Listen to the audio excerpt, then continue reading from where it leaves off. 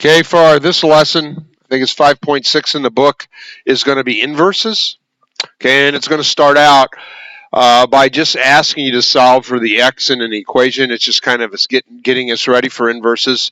So what we have here is it says a function f of x is equal to 2x plus 3.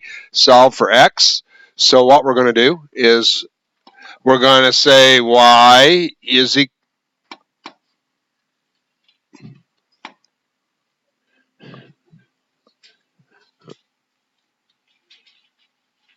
Let's try it again.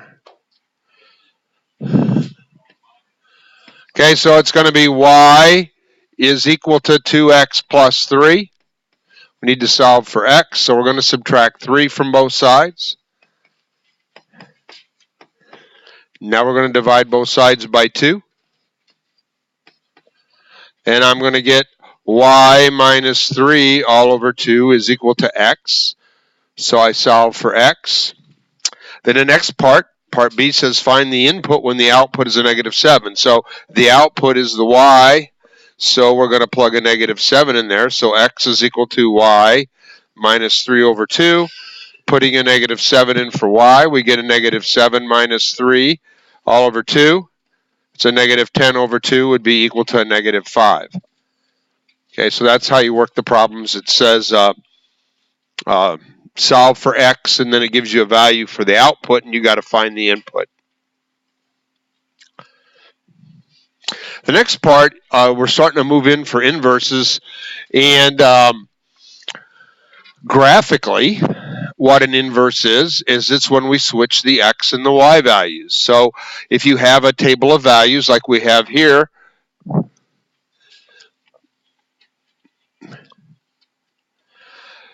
what that means is the x value is a negative 2 will become the y value, and the y value, which is negative 1, will become the x value. So your x and y values switch. And what that's going to do is that's going to create a reflection. The inverse is a reflection across the line y equals x. So here's an example. If I have this line in blue, if that's my function, and let's say we have the point 0, 3, which is right here, that the inverse of that point would be 3, 0 over here.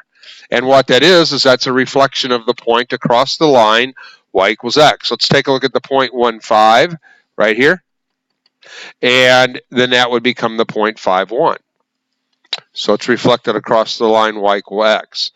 And what also will happen, and we'll see this a little bit later, maybe not so much on these functions, but what also happens is the domain and range will switch also.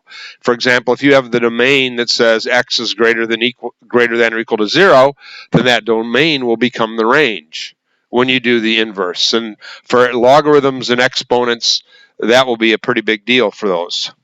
So that's how we graphically. Now, if we're going to do the equation part, what we do is we switch the x and y values in the equation, and then we solve for y. That's how we find the inverse. So, for example, in this equation right here, f of x is equal to 3x minus 1. That would be the equation y is equal to 3x minus 1. What we're going to do is switch the x and y values. So we have x is equal to 3y minus 1. Now we're going to solve for the y value because we always want everything to be y equals. So I'm going to add 1 to both sides. X plus 1 is equal to 3y. Now then I divide by the 3 to get the y alone. So x plus 1 all over 3 is equal to y. Writing that a little bit better form, it'd be x plus 1 all over 3. That's the inverse of the function f of x equal to 3x minus 1. Okay, let's do one more of those. Okay, the next example says find the inverse of the function 2x plus 8. So here's that function written with y is equal to 2x plus 8. Switch the x and the y. X is equal to 2y plus 8. Solve for the y now. So subtract 8 from both sides. And now I divide by 2. So I've got x minus 8 all over 2 is equal to y.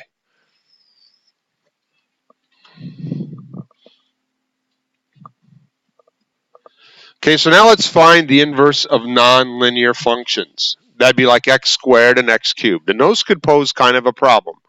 Here's the problem. All right, so here is a parabola. This is just y equals x squared right here. That's a graph of y equals x squared. And let's say that I take the inverse of that.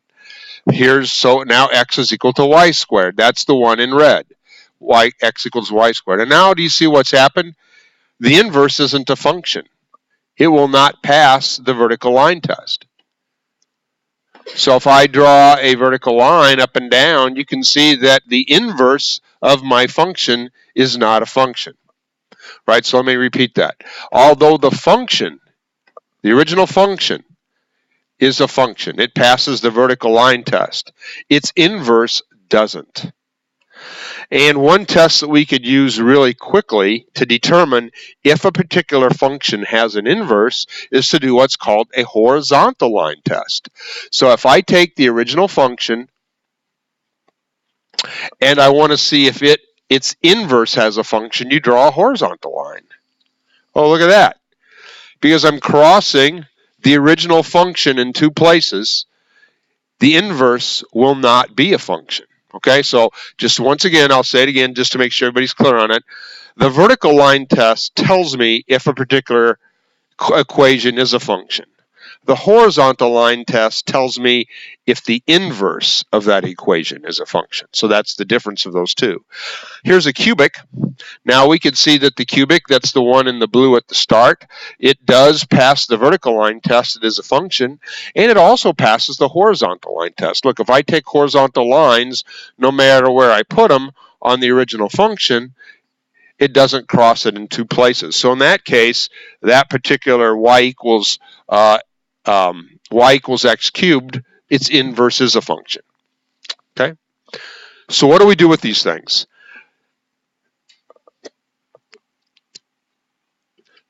Well, here's just another graphical representation of the horizontal line test. You can see that they're showing that a horizontal line drawn through a function tells you if its inverse is a function. Of course, in this case, it's not. Right? So I'm going to go on to what are we going to do here? Well, here we have y equals x squared. Okay? So y equals x squared. And let's just go ahead, y equals x squared. Switch the x and y, so x is equal to y squared. Take the square root of both sides. So what I'm going to have when I take the square root of both sides, I have plus or minus the square root of x is equal to y squared. All right? And we've already proven that the graph y equals x squared isn't a function. This will not pass the horizontal line test. So what can we do? Well, what we're going to do is we're going to limit the domain. If I remember all those piecewise functions that we had, what we said is, well, let's not plot a whole line. We're not going to plot the whole parabola. So if I take this and I say, okay, here I have a parabola, y equals x squared, that's both the blue and the red lines, and I say all I'm going to use is just where values of x are greater than or equal to 0. What I've done is I've set a domain limitation on my original function. And so let's forget about this blue side now, and if I just take the inverse of what's in red, I get this square root here. So that would be f of x is equal to the plus part of the square root of x. Okay, so I limited the domain, and now I can say that I have a function of the inverse because I'm not using half my original equation. Same thing if I want to do the negative part is if I say, all right, I have y equals to x squared, but I'm only going to use values where x is less than or equal to 0. That's this blue part of my original function. And then when I take the inverse of that, it's going to give me that part of the function. So by limiting what values I could use at the beginning, I've allowed myself to create an inverse.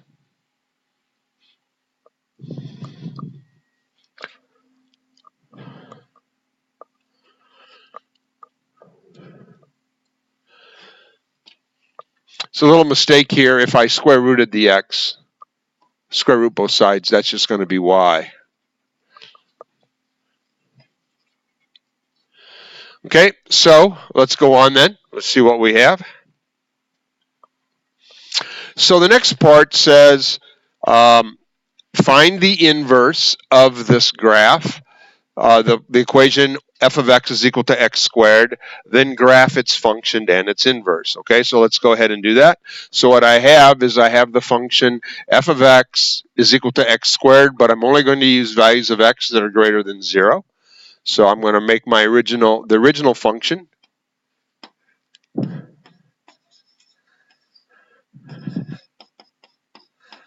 And I can only use values that are greater than or equal to 0. Okay, so here's my original function, 0, 0, 1, 1, 2, 4, 3, 9. And now let's find its inverse. So finding the inverse, I'm going to say, switch the x and y values. So I've got x is equal to y squared. The square root of x would be equal to y. Okay? And let's plot that. We're only going to use positive values here. So we've got y, x, y. So if I use 9, I get 3. If I use 4, I get 2. If I use 1, I get 1, 0, 0. So I've got 0, 0, 4, 2, 1, 1, 9, 3. I guess I ought to draw the original function. Whoa, that's not what we want.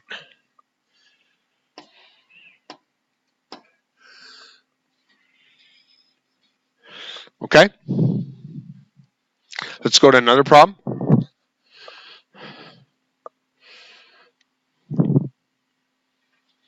Okay, it says here's a function, x squared minus 2. And we're only going to use values of x that are greater than or 0. So I'm limiting my domain. Okay, so let's go y equals x squared minus 2, x, y, 0, 0 minus 2, 0 squared minus 2 is a negative 2, 1. 1 squared is 1 minus 2 is a negative 1. Let's go to 2. 2 squared minus 2 is 4 minus 2. That would be 2. And let's go to 3. 3 squared minus 2 would be equal to 7. Okay, let's find the inverse of that.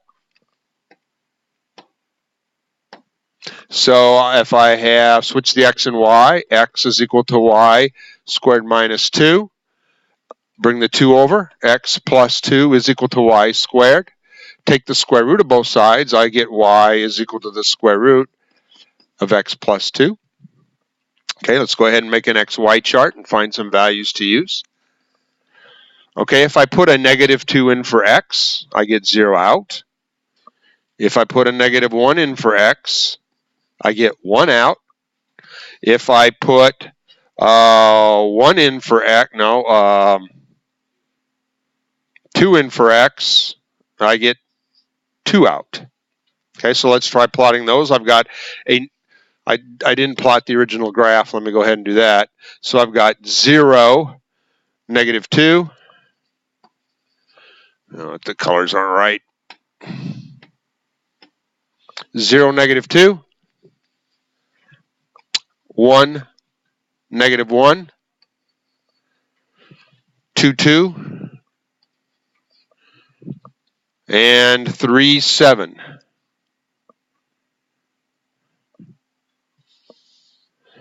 0, negative 2. 1, negative 1. 2, 2. 3, 7. Wait a second. Let's fix 2, 2.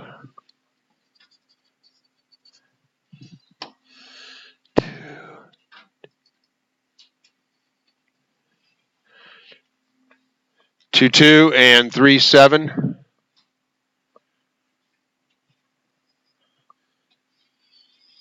Okay, and now let's plot the inverse. So I have a negative 2, 0. I have a negative 1, 1. And I have 2, 2. And there's the inverse. Okay, here's some more problems. Now what it's going to say is it said we need to find out whether these are functions, and then we're going to find the inverse. So we're going to find the inverse regardless of whether they're functions or what. We're going to find the inverse regardless of whether the inverse is a function. We're going to find the equation. But the first thing what this problem says is we're going to draw the graph of the original function, and then we're going to give it a horizontal line test to see if the inverse is a function. That's the first thing we're going to do. Okay, so what I'm going to do is I'm going to make a little chart for y equals 2x cubed plus 1 for x and y. And we'll plot that and see if it's a function. So let's take a negative, if I take a negative 2, now it's not going to fit on my graph, but I'm going to go ahead and put it there. So a negative 2, that'd be a negative 8, that'd be a negative 16 plus 1, that'd be a negative 15. If I pick a negative 1, I get a negative 1 cubed is a negative 1 times 2. It's a negative 2 plus 1 is a negative 1. If I pick 0, I get 1. If I pick 1, I get 1 cubed is 2. I get 3 out. And then lastly, if I pick 2, I would get 2 cubed is 8 times 2 is 16 is 17. So I get 2 negative 15, which is not going to be on my graph, but I know it's going to be very, very low. So I'm just going to, so it helps us do a graph, I'm just going to put it there. Then I've got negative 1, negative 1. I've got 0, 1. I've got 1, 3. And then I've got 217, which would also be off my graph. So the original function, our equation looks like this. And the question is the inverse a function? So if we do a horizontal line test on that, you can see that sure enough, the inverse would be a function. So the answer is yes. Determine whether the inverse is a function. Yes. No, it's not the inverse. We're not. That's the original equation. We're doing a horizontal line test on the original equation to make sure that the inverse is a function. And then what it says is to go ahead and figure out what the inverse is. So what I'm going to do is I have y is equal to 2x cubed plus 1. Switch the x and the y. X is equal to 2y cubed plus 1. Move the 1 over, so I subtract 1 from both sides. X minus 1 is equal to 2y cubed. All right, now I've got to divide by 2. So divide both sides by 2. So I've got x minus 1 over 2 is equal to y cubed. Then the next step would be take the cube root of both sides to get the y alone. So I would have the cube root of x minus 1 all over 2 is equal to y. And that's my inverse. It doesn't ask me to plot it, it just says find it. And find out if that is a function. And yes, it is. It would be a function if I plotted it because the horizontal line test was okay for the original function. Okay, let's go to another one, try it.